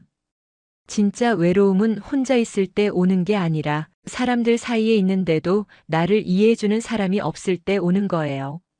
저는 친구 셋과 함께 있을 때 외로웠습니다. 웃고 떠들면서도 속은 외로웠어요. 하지만 이제 혼자 있으면서 외롭지 않습니다. 혼자 커피 마시고 혼자 산책하고 혼자 책 읽는데 전혀 외롭지 않아요. 오히려 평온합니다. 돌이켜보면 제가 친구들과 물러난 건 그 사람들이 나빠서가 아니었어요. 명숙이도 경희도 정자도 나쁜 사람들이 아닙니다. 다만 우리가 서로 다른 방향으로 가고 있었을 뿐이에요. 그 친구들은 여전히 과거에 살고 있었고 저는 지금을 살고 싶었습니다. 그 친구들은 서로 비교하고 경쟁하며 관계를 유지했고 저는 그냥 편안하게 있고 싶었어요. 누가 옳고 누가 그른 게 아니라 그냥 방향이 달랐던 겁니다. 그리고 그건 괜찮은 일이에요. 평생 같은 방향으로 가야 한다는 법은 없으니까요. 중간에 갈라서도 괜찮고 각자의 길을 가도 괜찮습니다. 그게 인생이에요. 지금 제 삶은 조용해요. 친구도 거의 없고 모임도 없고 약속도 별로 없습니다. 하지만 외롭지 않아요. 오히려 평온합니다. 아침에 눈을 뜨면 오늘 하루를 어떻게 보낼지 생각해요. 누구를 만나야 하나, 무슨 말을 해야 하나, 어떻게 행동해야 하나 고민하지 않습니다. 그냥 내가 하고 싶은 대로 하면 돼요. 산책하고 싶으면 산책하고, 책 읽고 싶으면 책 읽고, 아무것도 하기 싫으면 그냥 누워 있습니다. 누구 눈치 볼 필요가 없어요. 이 자유가 너무 좋습니다. 예전엔 자유롭지 못했어요. 친구들 스케줄에 맞춰야 했고, 모임 날짜를 지켜야 했고, 연락이 오면 받아야 했습니다. 하지만 이제는 제가 제 시간의 주인이에요. 누가 뭐라고 해도 내가 편한 게 우선입니다. 70살에 이제야 제 삶을 사는 것 같아요. 가끔 친구들 생각이 나요. 잘 지내고 있을까? 건강은 괜찮을까? 여전히 셋이서 만나고 있을까? 그런 생각이 듭니다. 하지만 연락하고 싶진 않아요. 그냥 멀리서 안부만 궁금할 뿐입니다. 다시 돌아가고 싶지는 않아요. 돌아가면 다시 그 피곤한 관계가 반복될 테니까요. 저는 이제 편안한 삶을 선택했습니다. 사람이 적어도 괜찮아요. 약속이 없어도 괜찮습니다. 혼자여도 괜찮아요. 이게 제가 65살에 깨달은 인생의 지혜입니다. 여러분은 요즘 누구와 있을 때 가장 편안하세요? 혹시 조용히 물러나고 싶은 관계가 하나 떠오르셨습니까? 오래됐다는 이유로, 정이 많다는 이유로, 억지로 붙잡고 있는 관계는 없으세요? 이제는 놓아줘도 괜찮아요. 관계를 정리하는 건 냉정한 게 아니라 현명한 겁니다. 나이가 들수록 우리에게 필요한 건 많은 사람이 아니라 편안한 사람이에요. 한 명도 없어도 괜찮습니다. 혼자 있는 게 더 편하다면 그게 지금 여러분에게 맞는 삶이에요. 억지로 사람을 만들 필요도 없고 외로움을 참을 필요도 없습니다. 혼자 있어도 하루는 충분히 풍요로울 수 있어요. 산책하고 책 읽고 커피 마시고 그렇게 조용히 하루를 보내는 것도 충분히 의미 있는 삶입니다. 오늘 이 이야기를 들으시면서 혹시 비슷한 고민을 하고 계신 분이 있다면 댓글로 나눠주시면 좋겠어요. 댓글로 이야기 나누면서 서로 위로가 됐으면 합니다. 혼자 고민하지 마시고 함께 나눠주세요. 그리고 이 이야기가 도움이 되셨다면 주변에 비슷한 고민을 하는 분들께 공유해 주시면 감사하겠어요. 나이 든다는 건 사람을 잃는 게 아니라 나를 찾는 과정이라는 것. 그 사실이 누군가에게는 큰 위로가 될 수 있을 겁니다.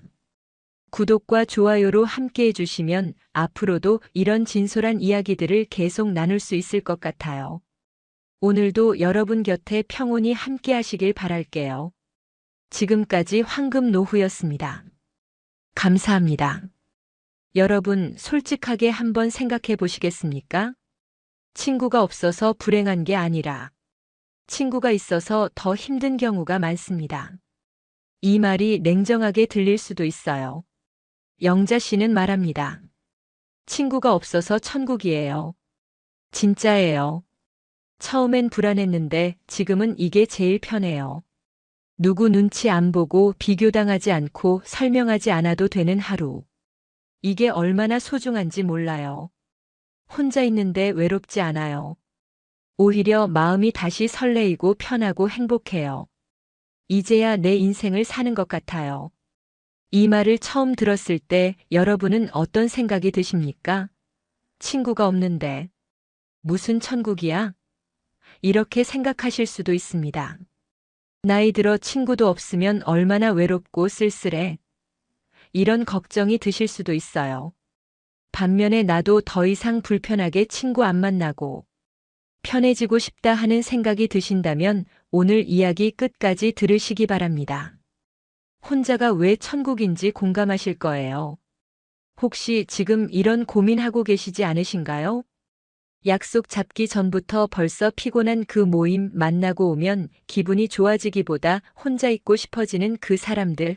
그래도 사람이니까 오래 알고 지낸 사이니까 하면서 참고 계신 건 아니신가요? 그렇다면 오늘 이야기가 여러분께 위로가 될 겁니다. 아니, 위로를 넘어서 확신을 드릴 겁니다. 아, 나만 그런 게 아니구나. 아, 이렇게 살아도 되는구나. 이런 확신 말입니다. 오늘은 조용히 관계를 줄인 뒤 오히려 삶이 편해진 한 분의 이야기를 들려드리겠습니다. 혼자 있는 시간이 외로움이 아니라 자유라는 걸 아실 겁니다. 친구가 줄어드는 게 실패가 아니라 성숙이라는 걸 깨달으실 거예요. 그럼 시작하겠습니다. 박영자 씨 68세입니다. 서울 은평구에 삽니다. 남편은 간암으로 5년 전 먼저 하늘나라로 가셨고 자식들은 다 출가시켰습니다. 건강도 괜찮고 경제적으로도 여유가 있는 편입니다. 혼자 사는 것도 이젠 익숙해요. 그런데 영자 씨한테 하나 고민이 있었습니다. 바로 친구 문제였어요. 20년 넘게 알고 지낸 친구들이 5명 있었습니다. 한 달에 한 번씩 꼭 만났어요. 처음엔 좋았습니다. 남편들 회사 다닐 때부터 알고 지낸 사이니까 편했죠. 애들 키울 때도 서로 도왔고요. 그런데 언제부턴가 만남이 부담스러워지기 시작했어요. 모이면 늘 같은 패턴이었습니다.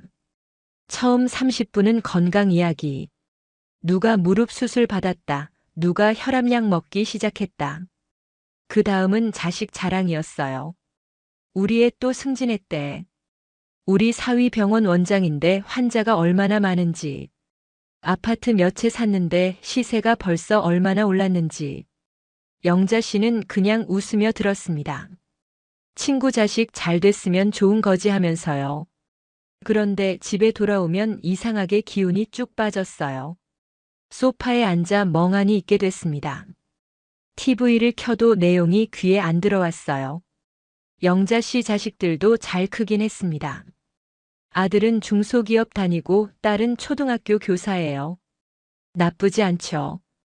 영자 씨는 자식들이 건강하고 성실하게 사는 게 제일 고맙다고 생각했는데 친구들을 만나고 오면 자꾸 비교가 됐습니다. 내 자식들은 왜 저렇게 못 벌까? 밤에 잠이 안 올 때도 있었어요. 스스로한테 화가 났습니다. 이게 무슨 생각이야? 자식들 잘만 살고 있는데. 어느 날 한 친구가 물었어요.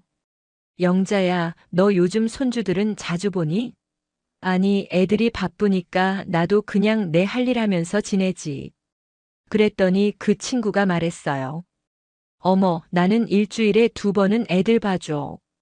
맞벌이 부부니까 내가 안 봐주면 누가 봐줘. 그 순간 영자 씨는 자기가 할머니 역할도 제대로 못하는 사람처럼 느껴졌습니다. 집에 돌아온 영자 씨는 거울을 봤어요. 그리고 문득 이런 생각이 들었답니다. 나는 왜 저 사람들 앞에서 점점 작아지는 걸까? 그날 밤 영자 씨는 오랫동안 생각했습니다. 이 친구들이 나쁜 사람들일까? 아니에요. 다들 착한 사람들입니다. 일부러 자랑하려는 것도 영자 씨를 무시하려는 것도 아니에요. 그냥 자기 이야기를 하는 거예요. 그런데 왜 이렇게 피곤할까? 영자 씨는 답을 찾았습니다. 이 사람들이 문제가 아니라 내가 이 자리에 있는 게 문제구나. 그 후로 영자 씨는 조용히 관계를 줄였습니다. 싸우지도 않았고 절교 선언도 하지 않았어요. 그냥 약속을 줄였습니다. 한 달에 한 번 만나던 걸 2달에 한 번으로, 그러다 석 달에 한 번으로. 친구들이 연락 오면 이번엔 좀 어려워서 다음에 보자 이렇게 대답했어요. 설명하면 오해할 것 같았고 설명해도 이해 못할 것 같았거든요. 처음 한 달은 좀 불안했습니다. 내가 너무 이기적인 건가? 나중에 정말 외로워지는 거 아닐까? 토요일 오후에 혼자 집에 있으면 친구들이 어디선가 만나고 있을 것 같았어요. 나 빼고 만나는 건 아닐까? 괜한 상상도 했습니다. 그런데 2달쯤 지나니까 이상한 일이 생겼어요. 마음이 편해지기 시작한 겁니다. 어느 토요일 아침이었습니다. 영자 씨는 알람 없이 눈을 떴어요. 천천히 일어나 커피를 한 잔 내렸습니다. 베란다 의자에 앉았어요. 아래 놀이터에서 아이들 뛰어노는 소리가 들렸습니다. 바람이 살짝 불었어요. 영자 씨는 그냥 가만히 앉아 있었습니다. 아무 생각도 하지 않았어요. 그 순간 이상한 느낌이 들었답니다. 아, 이게 평화구나. 가슴이 뻥 뚫리는 것 같았어요. 누구한테 설명할 필요도 없고 누구 눈치 볼 필요도 없고 비교당할 일도 없는 시간. 그냥 나로 있는 시간. 영자 씨는 그날 깨달았습니다. 친구가 없어서 외로운 게 아니라 불편한 친구 때문에 외로웠구나. 그날 이후로 영자 씨의 하루가 달라졌습니다. 날씨 좋으면 공원 산책했고 도서관에서 젊을 때 못 읽었던 책들을 읽었어요. 혼자 먹어도 정성껏 요리했습니다. 저녁엔 좋아하는 드라마를 봤어요. 밤엔 일기를 쓰기 시작했습니다. 오늘 날씨 좋았다. 공원 벤치에 앉아 있었다. 마음이 편했다. 별거 아닌 일상이었지만 그 일상이 소중했습니다. 어느 날 딸아이가 전화했습니다. 엄마, 요즘 왜 이렇게 목소리가 밝아? 무슨 좋은 일 있어? 영자 씨는 웃으며 대답했어요. 응, 별로 없어. 그냥 요즘 편하게 지내고 있어. 엄마 친구분들은 요즘 안 만나? 가끔 만나지. 예전보단 덜 만나. 딸이 걱정하는 목소리로 물었어요. 엄마, 혹시 외롭지 않아? 영자 씨는 확실하게 대답했습니다. 아니야. 오히려 지금이 제일 좋아. 걱정 말고. 실제로 영자 씨는 외롭지 않았습니다. 혼자 있는 시간이 많아졌지만 외롭지 않았어요. 오히려 친구들 만날 때가 더 외로웠습니다. 영자 씨는 알았습니다. 진짜 외로움은 혼자 있을 때 오는 게 아니에요. 사람들 사이에 있는데 내 이야기를 못할 때, 내 마음을 숨겨야 할 때, 비교당하고 초라해질 때, 그때 진짜 외로움이 온다는 걸요. 잠깐 여기서 여러분께 질문 하나 드리겠습니다. 지금 여러분 곁에 있는 사람들, 그 사람들을 만나고 나서 여러분의 하루는 더 가벼워집니까? 웃고 오셨나요? 아니면 참고 오셨나요? 만나기 전부터 벌써 피곤하지는 않으셨나요? 집에 돌아와서 아, 후련하다 이런 기분 드셨나요? 아니면 아, 피곤하다 이런 기분 드셨나요? 천천히 생각해 보세요. 정답은 없습니다. 다만 솔직하게 생각해 보시면 됩니다. 많은 분들이 나이 들어 친구가 줄어들면 불안해 하십니다. 내가 문제가 있는 걸까? 내가 너무 까칠해진 건가? 나만 이런 건가?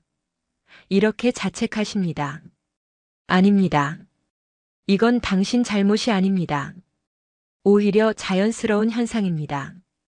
나이가 들면 관계가 줄어드는 건 당연한 일이에요. 이게 문제가 아니라 성숙의 과정입니다. 심리학자들이 연구한 결과가 있습니다. 사회적 선택성 이론이라고 하는데요. 쉽게 말하면 이런 겁니다. 사람은 나이가 들수록 남은 시간이 한정적이라는 걸 느낍니다.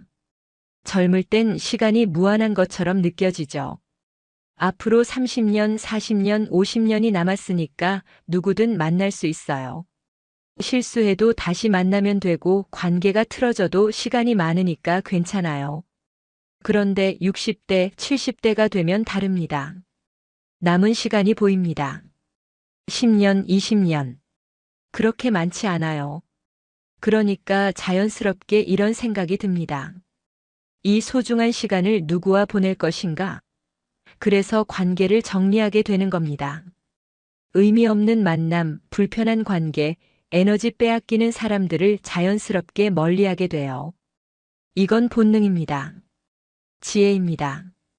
당신이 이상해서가 아니라 당신이 똑똑해진 겁니다. 젊을 때는 관계가 많아야 했습니다. 직장 생활해야 했고 아이들 학교 학부모 모임도 나가야 했고 동네 사람들이랑도 잘 지내야 했어요. 많은 사람을 알아야 정보도 얻고 도움도 받고 살아가는데 유리했습니다. 그래서 억지로라도 웃고 참고 관계를 유지했어요. 그런데 이제는 아닙니다. 직장도 은퇴했고 아이들도 다 컸고 이젠 나만 챙기면 됩니다. 그런데 왜 여전히 불편한 관계를 유지해야 합니까? 필요 없습니다. 어떤 분들은 이렇게 말씀하십니다. 그래도 친구가 있어야 나중에 외롭지 않지 않나요? 나이 들어서 친구 없으면 누구랑 이야기해요? 친구 없이 혼자 늙으면 얼마나 쓸쓸해요? 이 말들 다 맞는 것 같지만 사실은 아닙니다. 친구가 많다고 덜 외롭지 않아요. 오히려 불편한 친구 때문에 더 외로울 수 있습니다. 독일의 철학자 쇼펜하우어는 이런 말을 했습니다. 사교 모임이란 가난한 사람들이 서로를 데워주려고 모이는 것과 같다.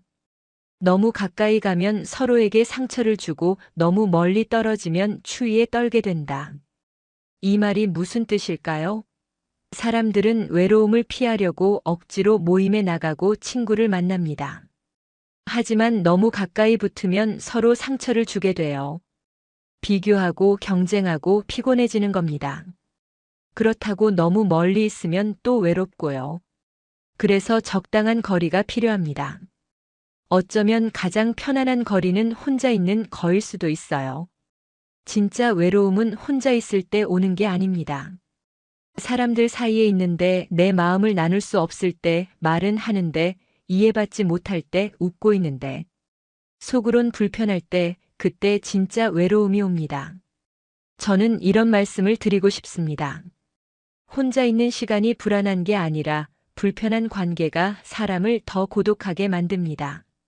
억지로 만나고 억지로 웃고 억지로 참는 관계는 당신을 지치게 만들 뿐입니다. 차라리 혼자 조용히 커피 한 잔 마시는 게 훨씬 평화롭습니다. 여기서 다시 한번 여쭙겠습니다. 지금 당신 곁에 있는 사람들, 그 사람들과 있을 때 당신은 당신답습니까? 편하게 내 이야기를 할 수 있나요? 아니면 조금씩 자신을 숨기고 계십니까? 상대 말에 맞춰주느라 내 생각을 말하지 못하고 있진 않나요? 말하지 않아도 이미 답은 나와 있을 겁니다. 마음속으로 이미 알고 계실 거예요. 영자 씨가 관계를 줄인 지 1년쯤 지났을 때 마트에서 옛날 친구를 우연히 만났어요. 어머, 영자야. 오랜만이다.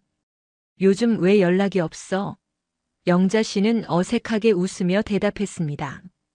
그냥 요즘 좀 바쁘게 지내고 있어. 그럼 다음에 우리 한번 만나자. 그래, 나중에 연락할게. 하지만 영자 씨는 연락하지 않았습니다. 미안한 마음이 들었지만 다시 그 관계로 돌아가고 싶지 않았어요. 그 친구가 나쁜 사람이어서가 아닙니다. 그냥 이제 그 자리가 내 자리가 아니라는 걸 알았기 때문입니다. 대신 영자 씨는 혼자 있는 시간을 즐기는 법을 배웠습니다. 아침에 일어나면 창문을 열고 날씨부터 봤어요. 천천히 아침을 먹었습니다. 밥 한 공기, 된장찌개, 김치, 계란 한 개. 간단하지만 정성스럽게 차렸습니다. 혼자 먹어도 소홀히 하지 않았어요. 점심 전엔 공원을 산책했습니다. 벤치에 앉아있는 할아버지, 강아지 산책시키는 아저씨, 유모차 끌고 나온 엄마. 모두 자기 삶을 살고 있었습니다. 다들 자기 인생을 사는구나. 나도 내 인생을 살면 되는 거지. 점심 먹고 나면 낮잠을 30분에서 1시간 정도 잤어요. 일어나면 머리가 맑아지고 몸이 가벼웠습니다. 오후에는 청소하고 빨래하고 정리했어요. 천천히 하나씩 했습니다. 내 공간을 내가 가꾸는 기분이 좋았어요. 저녁에는 책을 읽거나 드라마를 봤습니다. 딸한테 배워서 넷플릭스, 유튜브도 보게 됐어요. 자연 다큐멘터리를 좋아했습니다. 아프리카 초원, 북극 바다, 아마존 정글. 세상엔 이렇게 넓은 곳이 많구나 생각하면서 봤어요. 혼자 보는 시간이 외롭지 않았습니다. 오히려 풍요로웠어요. 밤에는 일기를 썼습니다. 거창한 내용은 아니었어요. 오늘 날씨 좋았다. 공원 벤치에 앉아 있었다. 마음이 편했다. 이런 소소한 내용들이었습니다. 일기를 쓰다 보니까 하루가 정리되는 느낌이었어요. 오늘 하루도 괜찮았구나.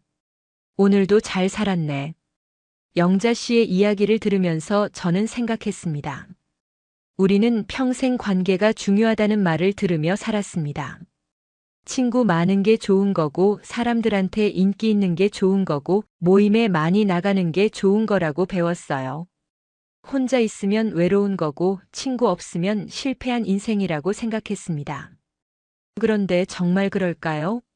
나이가 들면서 우리가 깨닫는 건 관계의 수가 중요한 게 아니라 관계의 질이 중요하다는 겁니다. 10명의 불편한 친구보다 1명의 편안한 친구가 낫습니다. 아니, 친구가 1명도 없어도 괜찮습니다. 혼자 평화롭게 사는 게 억지로 사람들과 어울리는 것보다 훨씬 낫습니다. 60대 이후의 인생은 확장의 시간이 아닙니다. 정리의 시간입니다. 젊을 때는 이것저것 다 해봐야 했어요. 많은 사람 만나고 많은 경험하고 넓은 세상 보는 게 중요했습니다. 하지만 이젠 아닙니다. 이제는 줄여야 할 때입니다. 불필요한 물건을 버리듯이 불편한 관계도 정리해야 합니다. 이게 지혜입니다. 이게 성숙입니다. 당신이 냉정해서가 아니에요.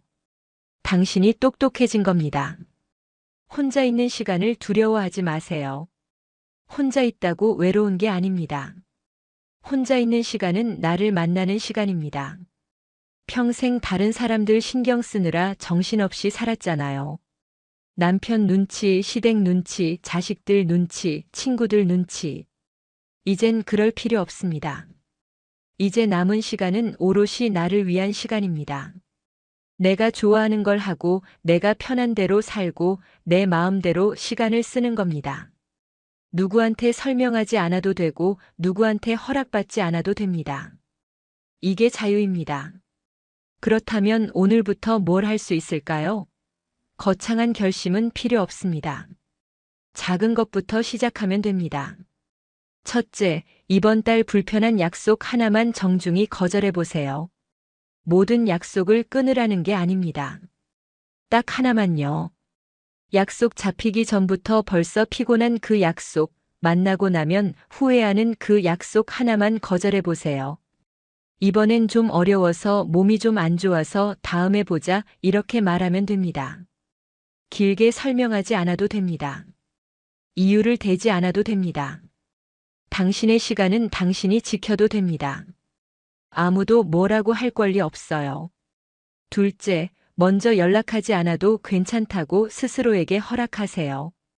며칠 연락 안 했다고 관계가 끊어지진 않습니다. 진짜 필요한 사람은 언제든 연결되어 있어요. 상대방도 바쁘게 살고 있고 상대방도 자기 인생이 있습니다. 내가 먼저 연락 안 한다고 섭섭해하지 않아요. 오히려 서로 부담 안 되는 관계가 더 오래 갑니다. 억지로 유지하는 관계는 어차피 오래 가지 못합니다. 편하게 두세요. 셋째, 혼자 있는 시간을 문제가 아니라 회복으로 정의하세요. 혼자 있으면 외로운 게 아니라 충전하는 겁니다. 배터리 충전하듯이 사람도 혼자 있는 시간이 필요해요. 그 시간에 내 마음을 돌아보고 내 몸을 쉬게 하고 내 생각을 정리하는 겁니다. 이게 회복입니다. 그 시간을 누군가와 억지로 채울 필요 없어요. 혼자 커피 마시면서 창밖 보는 것도 좋고, 혼자 산책하는 것도 좋고, 혼자 책 읽는 것도 좋습니다. 혼자라서 외로운 게 아니라 혼자라서 평화로운 겁니다. 넷째, 하루 한 번 이렇게 말해보세요. 혼자여도 괜찮다. 아니, 혼자일 때 더 자유롭다. 아침에 일어나서 거울 보면서 이렇게 말해보세요. 또는 잠들기 전에 침대에 누워서 이렇게 말해보세요. 처음엔 어색할 수 있습니다. 이게 무슨 소용이 있나 싶을 수도 있어요. 하지만 매일 반복하다 보면 정말로 그렇게 믿게 됩니다. 말에는 힘이 있어요. 내가 내 자신한테 하는 말은 특히 더 강력합니다. 매일 스스로한테 말해주세요. 혼자여도 괜찮아. 오히려 더 좋아.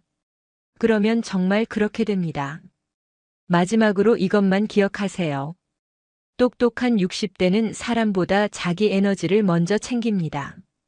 친구가 없어서 천국이 아니라 불필요한 관계를 내려놓았기 때문에 천국입니다. 이제 남은 인생은 의리 말고 편안함으로 사셔도 됩니다. 억지로 웃지 않아도 되고, 억지로 만나지 않아도 되고, 억지로 참지 않아도 됩니다. 당신은 이미 충분히 살아왔습니다.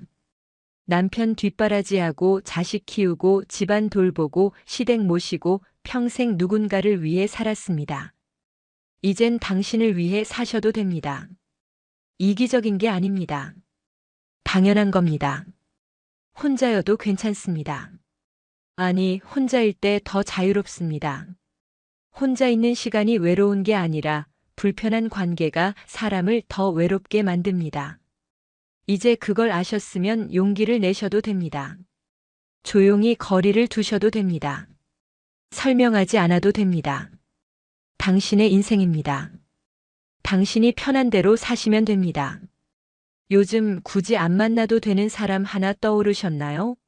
만나기 전부터 벌써 피곤한 그 사람, 만나고 나면 기운 빠지는 그 사람 생각나시나요? 혼자 있을 때 오히려 편해졌던 순간 언제였나요? 약속 없는 주말 아침 혼자 커피 마시던 그 순간 떠오르시나요? 댓글로 조용히 나눠주셔도 좋습니다. 당신만 그런 게 아닙니다. 많은 분들이 같은 마음입니다. 당신은 혼자가 아닙니다. 오늘도 끝까지 이야기 들어주셔서 진심으로 감사합니다. 지금까지 황금노후였습니다. 여러분, 솔직히 한번 생각해 보시겠습니까? 혹시 이런 모임 있으신가요? 오래전부터 함께 온 사람들인데 요즘은 그 자리에 가기 전부터 가슴 한편이 무거워지는 관계 말이에요. 만나기로 한 날 아침에 일어나면 벌써부터 한숨이 나오고 모임이 끝나고 집에 돌아오면 온몸에서 기운이 빠져나가는 것 같은 느낌. 사람들이 나쁜 건 아닌데 집에 돌아오면 왜 그렇게 말 한마디 한마디가 자꾸 떠오르는지요. 그런데도 쉽게 빠지지 못했습니다. 오래된 인연이니까 같이 늑자던 사람들이니까라는 말로 스스로를